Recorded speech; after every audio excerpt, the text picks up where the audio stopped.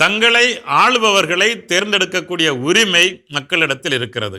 Demo அப்படின்னு சொல்றது மக்கள், சரியா? ஸோ நம்முடைய கையில்தான் நம்மை ஆள்பவர்களை தேர்ந்தெடுப்பதற்கான, அவர்களை பிரதிநிதிகளாக தேர்ந்தெடுப்பதற்கான அதிகாரம் நம்முடைய கையில் இருக்கிறது என்பதுதான் டெமோக்ரஸி ஃபார்ம் ஆஃப் கவர்மெண்ட், ஜனநாயக ஆட்சி முறை என்பது. இதில் மூணு விதத்தில் இந்த டெமோக்ரஸி இருக்கலாம், இந்த மக்களாட்சி தன்மை இருக்கலாம். ஒன்று டிரெக்ட் டெமோக்ரஸி, நேரடியாகவே மக்கள் ஆட்சி செய்கிற முறை. ரெண்டாவது ரெப்ரசன்டேட்டிவ் டெமோக்ரஸி, அதாவது பிரதிநிதித்துவ முறையில் ஆட்சி செய்கிற முறை. மூன்றாவதாக கான்ஸ்டியூஷனல் டெமோக்ரஸி.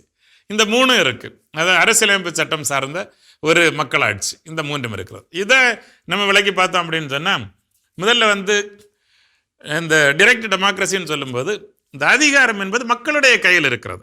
நம்ம சொன்ன மாதிரி இத்தனை கோடி பேர் ஓட்டு போட்டால், ஓட்டு போட்டதில் மெஜாரிட்டி ஓட்டு வாங்கினவங்க ஜெயித்து பிரதிநிதிகளாக மாறுறாங்க. ஸோ மக்களுடைய கையில் அதிகாரம் இருப்பதால் இது டிரெக்ட் டெமோக்ரஸி என்று அழைக்கப்படுகிறது.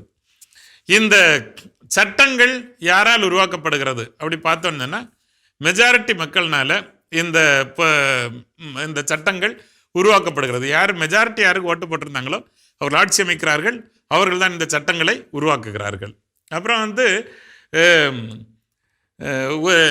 இருக்கிற உரிமைகளை மாற்றுவதற்கோ அல்லது புதிய உரிமைகளை உருவாக்குவதற்கோ மெஜாரிட்டிக்கு எப்போதும் அதிகாரம் இருக்கிறது.